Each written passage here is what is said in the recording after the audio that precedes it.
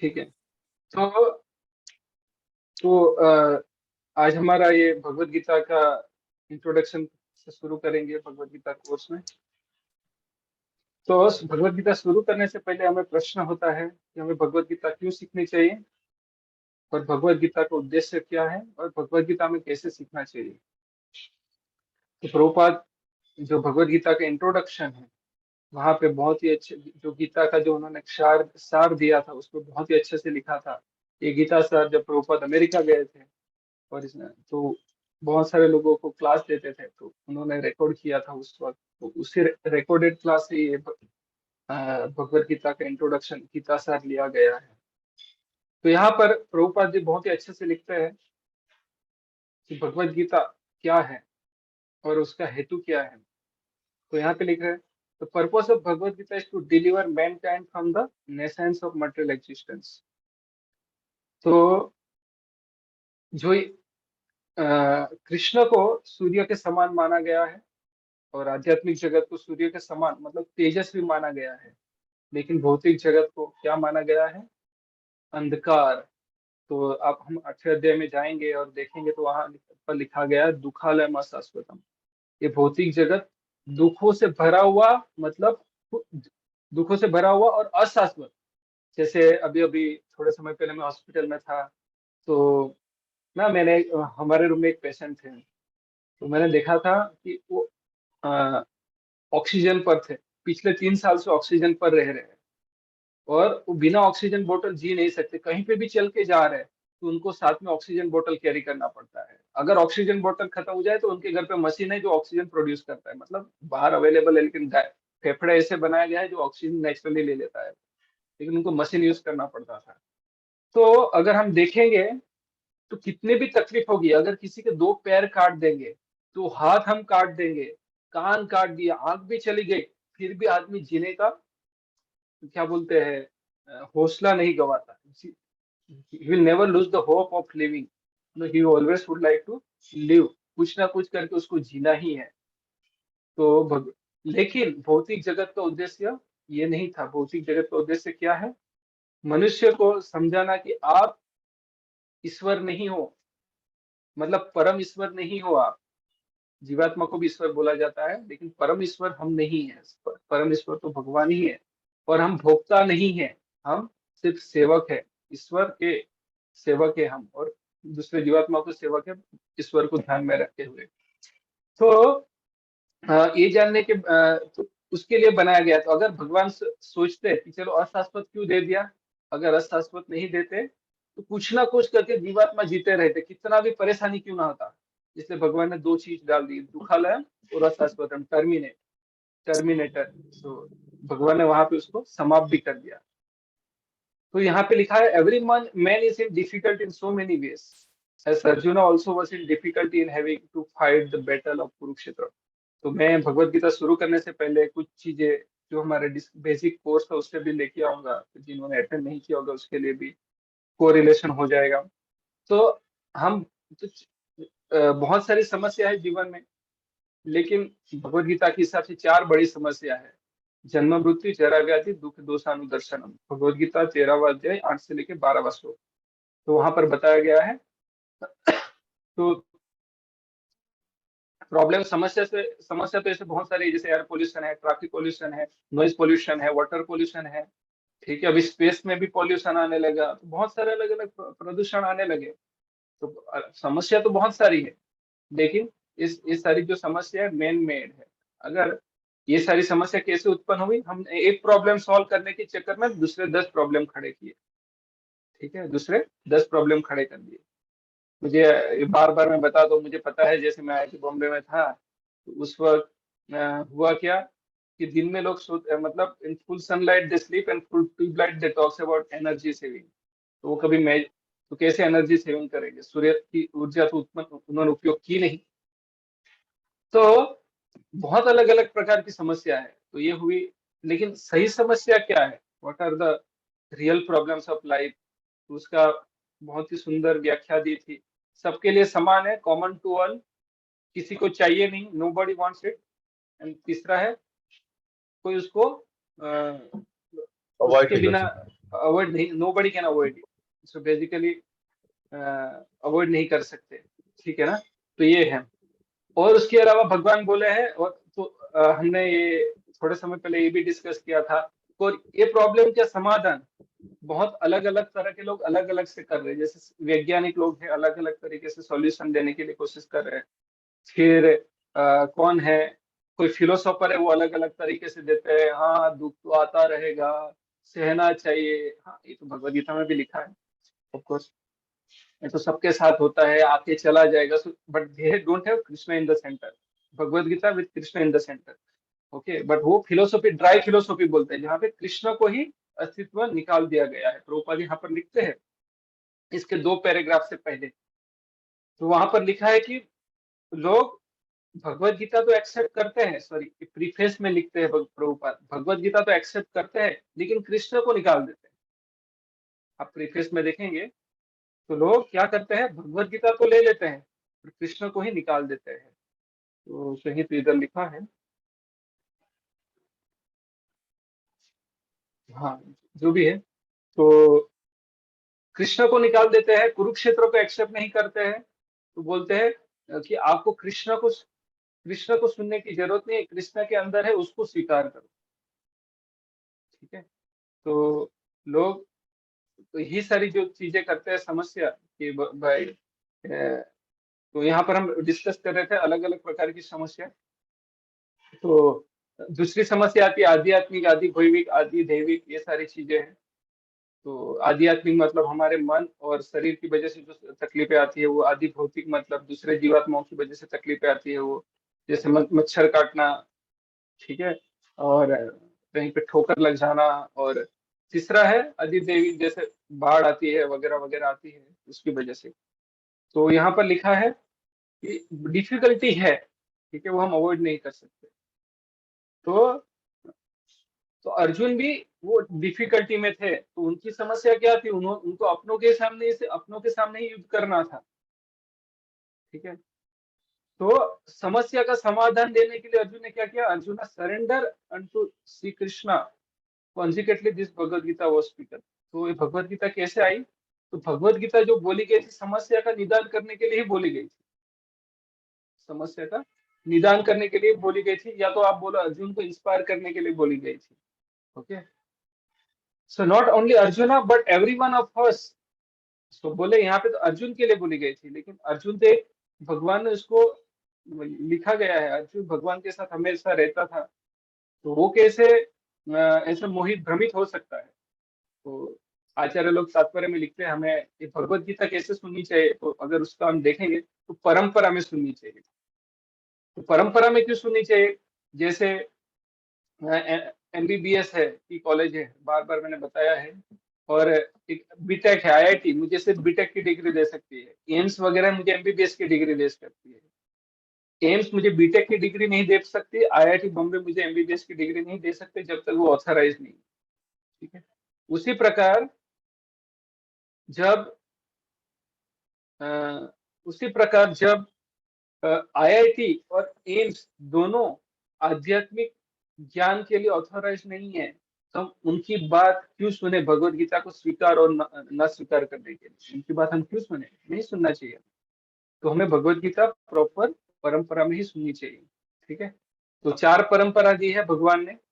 एक श्री संप्रदाय, एक ब्रह्म ब्रह्म संप्रदाय, एक है रुद्र संप्रदाय, एक है कुमार संप्रदाय। और ये संप्रदाय ये यूनिवर्सिटी से जिन्होंने भी शिक्षा ली है ये परंपरा में। ये परंपरा में श्री संप्रदाय में अभी श्री वैष्णव लोग हैं, आप साउथ इंडिया में जाओगे।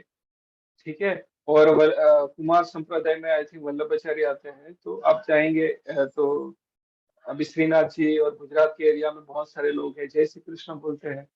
ठीक है। ब्रह्म मध्व संप्रदाय में हम गौड़ीय वैष्णव लोग आते हैं, इस्कॉन और गौड़ीय मठ वाले ब्रह्म मध्व गौड़ीय संप्रदाय में आते हैं। और कौन सा रह गया, शंकर संप्रदाय, उसके अभी अनुयायी बहुत कम है। तो उस प्रकार से अलग अलग है, तो वहां से हमें सीखना चाहिए। ठीक है। तो not only arjuna but every one of us in full anxiety because of this material existence and our very existence is in the atmosphere of non existence। तो जैसे हमारा दुखालय शाश्वत में हमारा अस्तित्व है जो टेम्पररी है, Actually, we are not meant to be threatened by non-existence. Our existence is eternal. तो हम तो वही प्रिंसिपल कि हम हमारा ये शरीर का अंत होता है, लेकिन हमारा एक्चुअल अंत होता नहीं है। वही भगवत गीता के दूसरे अध्याय में प्रभुपाद यहाँ से लिख रहे हैं, दूसरे अध्याय के 20वें श्लोक से लिख रहे हैं, नत्वे हम जातु नासा नत्वे नेमे जनादीप न चेवन भविष्य में सर्ववयमतो परम। सॉरी, वो दूसरे अध्याय का ये 12वां श्लोक है, वहां पे बता रहे हैं कि मेरा ऐसा कभी नहीं था कि मेरा अस्तित्व, मेरा आपका और इस सारे योद्धाओं का अस्तित्व नहीं था, पर उनका भविष्य में हमेशा अस्तित्व नहीं रहेगा ऐसा भी नहीं है, और अभी भी उनका अस्तित्व है। और दूसरे अध्याय के 20वें श्लोक में बताते हैं, न जायते भूयते वा कदाचिन नायम भूत्वा भविता न भूयो अजो शाश्वत अयम पुराणो न हन्यते माने शरीर। जब इस शरीर का अंत होता है तब आत्मा मरती नहीं। तो हमें डरने की जरूरत नहीं है मृत्यु से। तो ये जब हम समझ जाते हैं हमें शरीर नहीं आत्मा है, जब हमें आत्मा साक्षात्कार होता है, तो तुरंत हमारा क्या होता है, ये सारे डर, ये सारी पीड़ाओं से हम मुक्त हो जाते हैं। ठीक है, तो हमारा एग्जिस्टेंस इटर्नल है। But somehow or other we are put into असत, असत refer to that we does not exist। तो ये जो भौतिक जगत है इटर्नल नहीं है। सत मतलब इटर्नल, सतचित आनंद, तो हम कृष्णा सच्चिद आनंद है, भगवत ब्रह्म संहिता में बताया गया है। ईश्वर परम कृष्ण सच्चिदानंद विग्रह। सत मतलब इटर्नल, चिद मतलब फुल ऑफ नॉलेज, आनंद मतलब ब्लिसफुल। तो हम भगवान के अंश हैं। भगवत गीता में स्वयं भगवान कृष्ण 15वें अध्याय के 7वें श्लोक में बताएंगे, ममेवाम जीव लोका जीव भूता सनातना। हम भगवान के अंश, पार्ट एंड पार्सल है, तो हम भी सतचिद आनंद है, तो हम भी इटर्नल है, ब्लिस नॉलेजेबल है और ब्लिसफुल है। लेकिन अभी हम कवर्ड हो चुके हैं, अभी असत वाले एरिया में आ चुके हैं, तो उससे हमें बाहर निकालना है। ओके, तो आगे लिख रहे हैं पर्पोज में। तो पर्पोज क्या है, bring the human being out of nescience. ठीक है, deliver the mankind from the nescience of material existence. So out of so many human beings who are suffering, there are few who are actually inquiring about their position, as what they are, why they are put into this awkward position and so on। तो बहुत सारे लोग सिर्फ सफर करते रहते हैं, कभी एक क्वेश्चन नहीं होता उनको कि मुझे क्यों पीड़ा हो रही है। ठीक है, और मुझे मुसीबत में क्यों रखा गया। बहुत सारे लोगों को प्रश्न नहीं होता, जैसे पशु है, बहुत सारे जीवात्माओं को प्रश्न तो होता ही नहीं है, लेकिन ह्यूमन बीइंग में भी ऐसा होता है। उनको लगता है मुझे पता है, मैं 2015 में एक आईआईटी में क्लास देने गया था गीता का, उस वक्त एक चीज बताया था वो। मैं एक व्यक्ति को पूछा, अरे आपको पीड़ा नहीं होती? पीड़ा क्या होती है? मतलब बोलता मतलब उनको तो भगवान की दो शक्ति होती है, एक प्रक्षेकात्मिका, एक आवरणात्मिका शक्ति। तो प्रक्षेकात्मिका शक्ति, एक शक्ति क्या करे करती है, जीवात्मा को दुखों में, जीवात्मा का ज्ञान को कवर कर देती है। और दूसरी शक्ति क्या करती है, जीवात्मा के ज्ञान को ऐसे कवर करती है कि वो भूल जाता है कि उसको पीड़ा हो रही है। जैसे कभी कभी बच्चा है, उसको आतंकवादी ने पाला, तो क्या लगता है, आतंकवादी को पालने के बाद लगता है ये लोग अच्छे हैं, कभी उनके अंदर बुराई नहीं दिखेगा। तो उन बुराइयों में भी उनको बुराई नहीं दिखती है, तो ऐसी हाल हो जाती है। तो हमारा सिचुएशन भी ऐसा अभी क्या कैसा है कि बहुत सारे लोग ऐसे होते हैं, वो मुसीबत में होने के बाद भी उनको पता नहीं लगता कि वो मुसीबत में है। So that is like, so they think that ignorance is bliss। Okay, so unless one is so Prabhupada आगे बोल रहे हैं, so बहुत तो ऐसे लोगों के क्वेश्चन नहीं होता कि who are they and why are they suffering। Okay, so unless one is awakened to this position of questioning his suffering, unless he is realized that he does not want to suffer but rather wants to make a solution to all suffering, then one is not being considered, then one is not to be considered perfect human being। तो जब तक हम ये प्रश्न नहीं करते कि हम क्यों सफर कर रहे हैं, ओके, सो और मैं ये मुझे ये सफर क्यों करना पड़ रहा है, अरे सॉरी, हाँ मैं थोड़ा हिंदी ऐसा है, but so unless one is, आपने पढ़ लिया ये जो भी है, तो जब तक ये प्रश्न नहीं करता और मैं कौन हूँ, तब तक उसका मनुष्य जीवन का कोई मतलब नहीं है, उसके जीवन का waste of human life. Okay, तो मनुष्य जीवन तो हम बहुत बार डिस्कस करते हैं बेसिक कोर्स में कि एक मछली का उदाहरण देते हैं। मछली को पानी के बाहर निकाल लें हम, तो ये मछली को पानी के बाहर निकल के हम उनको बहुत सारी फैसिलिटी दे देते हैं, उनको गोल्डन सोने के सिंहासन पे बिठा देते हैं, सोने का ताज दे देते हैं। मछली क्या खुश रह पाएगी? नहीं रह पाएगी। क्यों? तो क्यों खुश नहीं रह पाएंगी? तो उसका प्रश्न का उत्तर देने के लिए सबसे पहले हमें क्या करना पड़ेगा? प्रश्न का जवाब के लिए पहले हमें ये प्रश्न का जवाब पता लगाना पड़ेगा कि मछली क्या है। जब हम ये प्रश्न करते हैं कि मछली क्या है, तो मछली क्या है? मछली पानी में रहने वाली जीवात्मा है, और वो पानी के बिना रह ही नहीं सकती। अगर वो प्रश्न का अगर हम उत्तर अगर ये प्रश्न की मछली क्या है उसका हमें उत्तर मिल गया कि वो पानी में रहने वाली जीवात्मा है, पानी के बिना नहीं रह सकती, तब क्या होगा? तब जाके हम उसको पानी में छोड़ेंगे तो मछली अपने आप खुश हो जाएगी। ठीक है, उसके बाद उसको सोने का सिंहासन दो, ताज, सो वो उसका एडिशनल बेनिफिट है, एडिशनल एंजॉयमेंट है। तो उसी प्रकार आज मनुष्य जीवन में भी आज क्या हो गया है, जैसे अमेरिका जैसे बड़े बड़े देश है, अभी भारत में भी बहुत सारे भौतिक विकास होने लगा। विकास विकास लोग बोल रहे, विकास पागल हो गया है। तो इतना विकास होने लगा है कि मतलब इकोनॉमिक डेवलपमेंट बोलिए, टेक्नोलॉजिकल डेवलपमेंट बोलो, या जो भी डेवलपमेंट बोलो, वो अलग अलग प्रकार के डेवलपमेंट इतने विकास हो रहे हैं, लेकिन number of psychiatrics and advocates बढ़ रहे हैं। Advocates for external conflicts, psychiatrics are for internal conflicts. मतलब अगर हमारा सचमुच विकास हो रहा है तो ये लोगों की संख्या कम होनी चाहिए, एडवोकेट्स और साइकाट्रिक्स की, right? लेकिन ये बढ़ते जा रहे हैं। उसका मतलब ये हम विकास तो भौतिकता के हिसाब से विकास तो कर रहे हैं, भौतिक विकास तो कर रहे हैं, लेकिन आंतरिक विकास हम नहीं कर पा रहे हैं। मतलब हम एडवांस नहीं हो रहे, हम डिग्रेड हो रहे हैं। ठीक है, तो ये सारा इतना सारा हमने समस्या तो निकाल ली भाई। बाल सफेद है तो गोदरेज हेयर डाइंग लगा लेंगे, रिंकल आई है तो हम क्या लगा लेंगे भाई? फेस लिफ्ट लगा लेंगे तो हमारी रिंकल चली जाएगी। 50 तक तो चली जाती है। एक बार एक हॉलीवुड की एक्ट्रेस थी, वो बताई कि अभी मैं 50 हो गए, मेरे अगर कौन सी भी क्रीम लगाओगे लेकिन मेरा रिंकल नहीं जाएगी, यानी वट एवर। सो ये सब चीजें बताते हैं। तो ये सब हम अवॉइड नहीं कर सकते। ठीक है, और इतना एडवांसमेंट होने के बाद भी अगर हम पीड़ा कर रहे हैं तो उसका मतलब क्या है? कुछ ना कुछ लैकिंग है। कि हम फिर भी अगर हम सफर कर रहे हैं तो हम ये प्रश्न करना भूल गए कि जिस प्रकार से हम एंजॉय कर रहे हैं क्या वो हमारे स्वभाव के अनुरूप है? जिस प्रकार से हम भौतिक सुविधा को भोग रहे हैं उसके क्या वो हमारे स्वभाव के हिसाब से है? जैसे मछली का उदाहरण दिया था, मछली को हमने गोल्डन सिंहासन दे दिया, सोने का ताज दे दिया, तो क्या हम हमारा स्वभाव जिस प्रकार से हम एडवांस कर रहे हो और वो हमारे स्वभाव से मैच कर रहा है? ठीक है, तो अगर ये प्रश्न का उत्तर देंगे तो ये जानने के लिए सबसे पहले हमें प्रश्न करना पड़ेगा कि हम कौन है? हु एम आई? हम कौन है? तो अगर तो तो वही चीज बता रहे थे, humanity begins with this sort of inquiry awaken in one's mind that who am आई।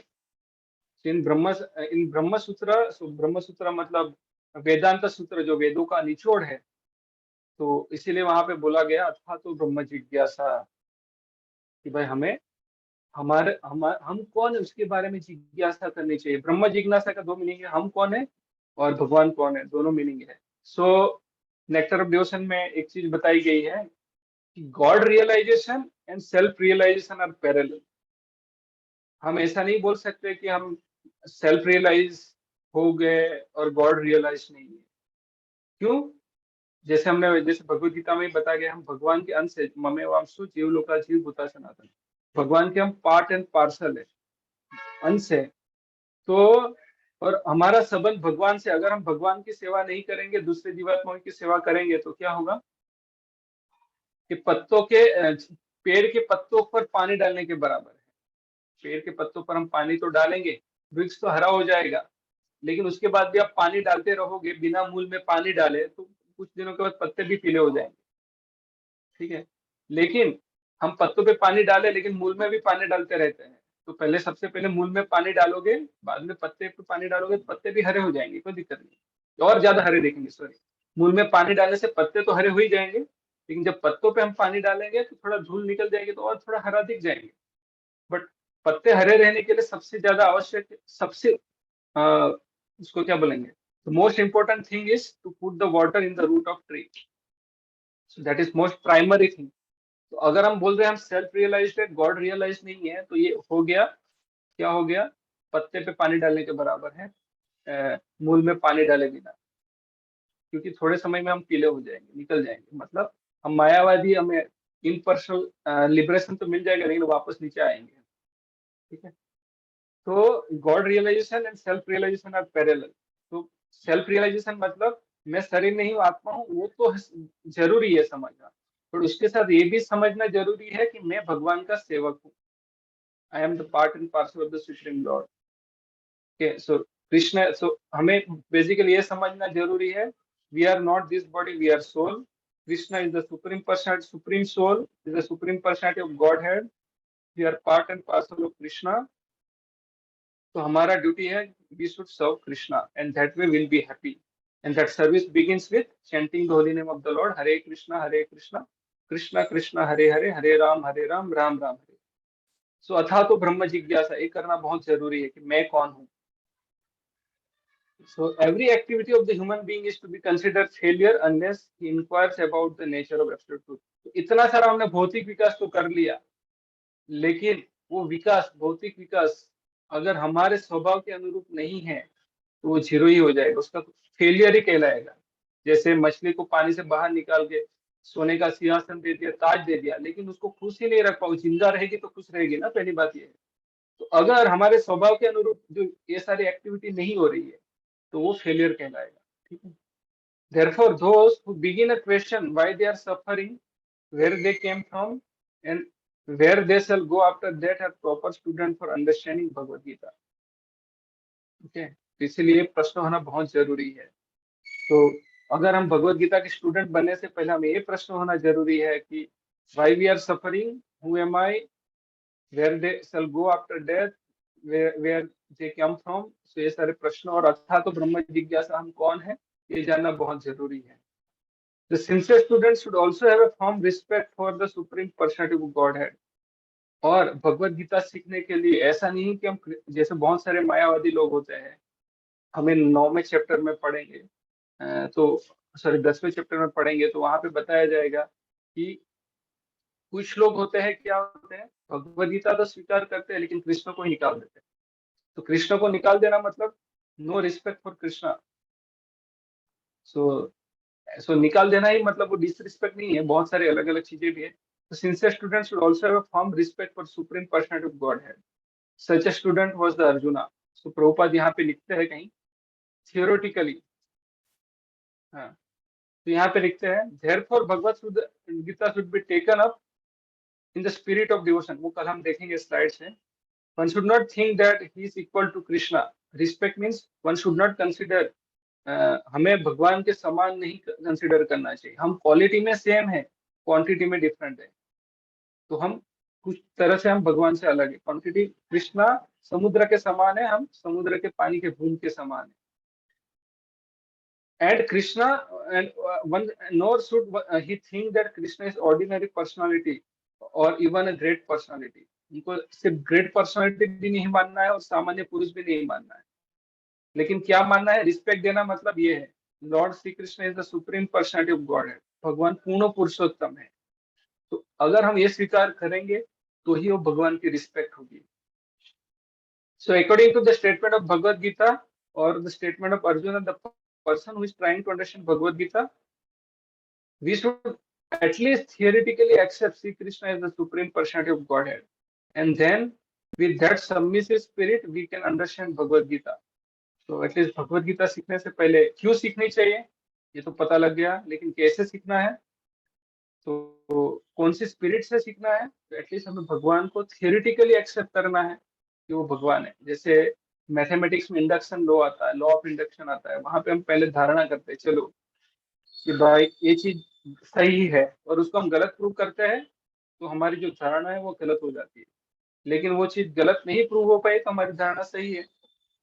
तो हम पूरी भगवत गीता पढ़ेंगे, उसके बाद जब हमें रियलाइज हो जाएगा जो भगवान ने सही बोला है तो भगवान को हम एक्सेप्ट कर लेंगे, नहीं होगा तो रिजेक्ट कर देना। बट ऑफ कोर्स रिजेक्ट करने का क्वेश्चन ही नहीं आएगा, क्योंकि जो बोला है वो सारा सही है यहाँ पर। ठीक है, तो एटलीस्ट हमें थियोरेटिकली एक्सेप्ट करना पड़ेगा कि भगवान है।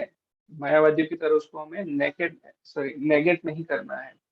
ठीक है, so unless one reads the Bhagavad Gita in the submissive spirit, तो हमारा सबमिसिवनेस भी होना चाहिए। Submissive spirit, it is very difficult to understand Bhagavad Gita because it is a great mystery. तो यहाँ पे दो चीज बताया है भगवद गीता के चौथे अध्याय में, बोले गुह्य, जो भगवद गीता गुह्य ज्ञान है, पहले 6 चैप्टर। फिर गुह्यतम आता है 9वें अध्याय में, और 18वें अध्याय में आता है गुह्यतर, सॉरी 9वें अध्याय में गुह्यतर आता है, और 18वें अध्याय में गुह्यतमम आता है। तो भगवान भगवद गीता में प्रोग्रेस हो रहा है, गुह्य, गुह्यतर, गुह्यतमम, मतलब confidential, more confidential and most confidential. तो Bhagavad Gita is a great mystery, very difficult to understand, it's very गुह्य ज्ञान।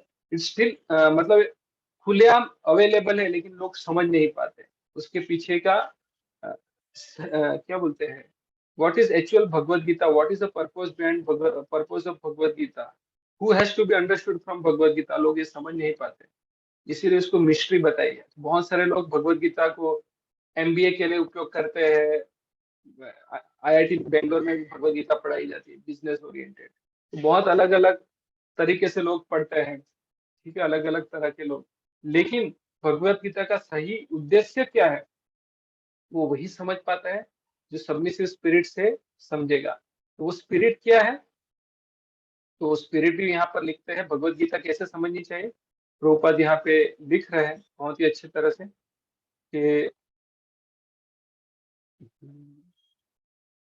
एक्चुअली समय हो गया है, लेकिन 2 मिनट में बता देता हूँ। तो यहाँ पे लिखता है,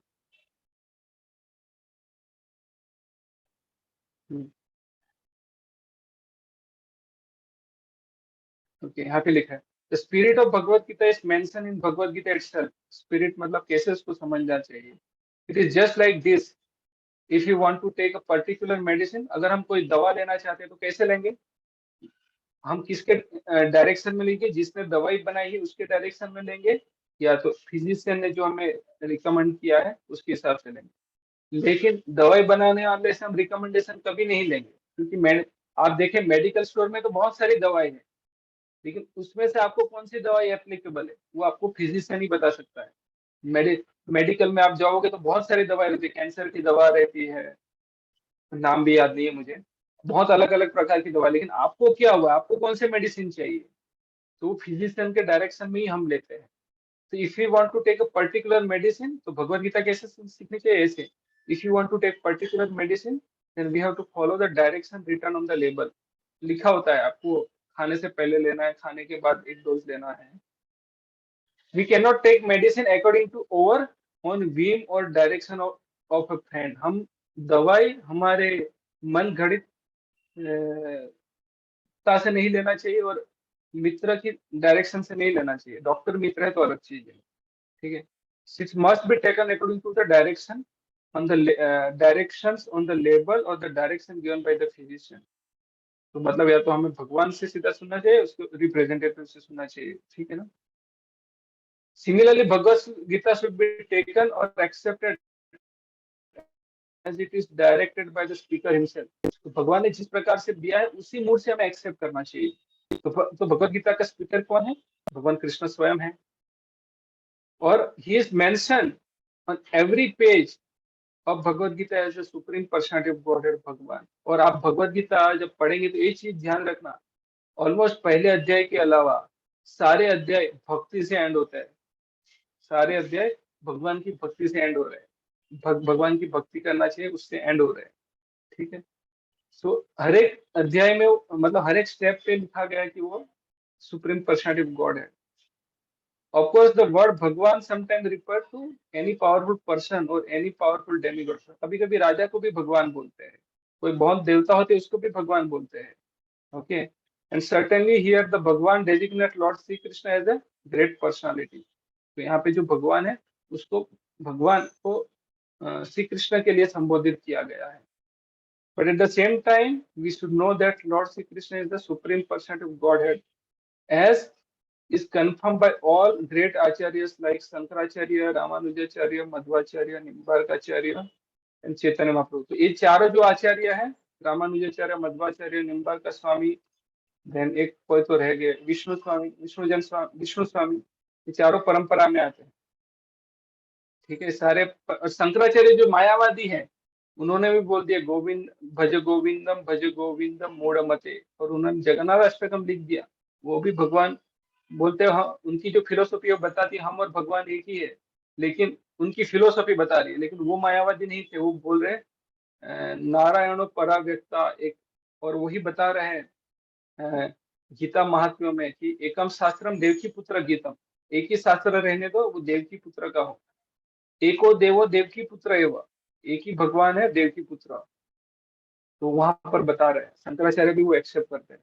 तो हमें ना आईआईटी का मंतव्य लेना चाहिए, ना एम्स का मंतव्य लेना चाहिए, लेकिन जो भगवान ने ऑथोराइज किया है वो आचार्य का हमें मंतव्य लेना चाहिए। ओके, तो यहाँ पर बताया है The Lord Himself also established Himself as the personality of Godhead in the Bhagavad Gita, and He is accepted such as ब्रह्म संहिता। ब्रह्म संहिता में बताया गया ईश्वर परमा कृष्ण सच्चिदानंद विग्रह अनादि आदिर गोविंद सर्व कारण कारण। तो कृष्णा परम ईश्वर है। और श्रीमद् भागवत में भी बताया गया कृष्णा तो भगवान स्वयं, वहां पर भी बताया गया है। ठीक है, कृष्णा तो भगवान स्वयं। तो therefore we should take Bhagavad Gita as it is directed by the personality of Godhead। तो कैसे बताया, परंपरा में सुनना है। इमं व्यस्वते योगम प्रोक्तावान अहम अव्ययम व्यस्वान मनवे प्राहुर मनुरिस्वा को ब्रवीत एवं परंपरा प्राप्त। तो हमें परंपरा में ज्ञान सुनना है, तो ऐसे किसी से सुनना नहीं है। ठीक है, तो आज हम यहाँ पर ही समाप्त करते हैं। तो हम कल अच्छे से कुछ उदाहरण लेके देखेंगे कि what is the spirit of Bhagavad Gita. जैसे साउथ इंडियन ब्राह्मण की स्टोरी आती है, वो पढ़ नहीं पाते थे गीता, लेकिन फिर भी उनके गुरु ने उनको आदेश दिया कि आपको गीता पढ़ना है। तो उन्होंने उल्टी गीता रख के पढ़ रहे थे, उनको पढ़ना नहीं आता था। सब आसपास लोग जो बैठे थे वो हंस रहे थे, लेकिन वो पढ़ते वक्त रो रहे थे। तो चैतन्य महाप्रभु वहां पर आए, और चैतन्य महाप्रभु ने बोला आप रो क्यों रहे हैं। तो बोले सॉरी, ये सब हंस क्यों रहे हैं, ऐसा कुछ तो पूछे। तो बोले कि मुझे गीता पढ़ना नहीं आता, मुझे गुरु ने पढ़ने के लिए बोला, लेकिन मुझे गीता पढ़ना नहीं आता। तो चैतन्य महाप्रभु बोलते आप रो क्यों रहे। तो बोला मैंने जैसे गीता खोली और वहां पर देखा कि भगवान कृष्ण अर्जुन के सारथी बने हैं, तो भगवान कितने भक्त वत्सल है। ठीक है, वो देख के उनको आंसू आ गए। मतलब भगवान ऐसा रोल ले लेते हैं। तो चैतन्य महाप्रभु समझ गए, तो आप गीता का सार समझ गए आप। तो हमें ये स्पिरिट होना चाहिए। तो अगर हम गुरु और आचार्यों पे हमें भरोसा होगा, तो बताया गया है मुकम करोति वाचालम पंगुम लंगायते गिरिम। जो मूंगा व्यक्ति होता है वो भी बोलना शुरू कर देता है, मुकम करोति वाचालम। और पंगुम लंगायते गिरिम, जो लंगड़ा है, लूला है, वो चल नहीं सकता, वो भी पर्वत को पार कर सकता है। कैसे? गुरु और कृष्ण की कृपा से। तो भगवत गीता की स्पिरिट क्या है, भगवत गीता कैसे समझ सकते हैं, और कल डिटेल में थोड़ा देखेंगे। और प्रीफेस से फिर हम वर्ष बाय वर्ष परसों से शुरू करेंगे। तो हम यहाँ पर समाप्त करते हैं। कोई किसी का प्रश्न है, और किसी को जाना है तो जा सकते हैं। कोई प्रश्न है तो प्रश्न ले लूंगा मैं 5 मिनट। मैंने ज्यादा ले लिया 10 मिनट आज, लेकिन कल से टाइम आधा घंटा ही लेंगे हम। हरे कृष्णा।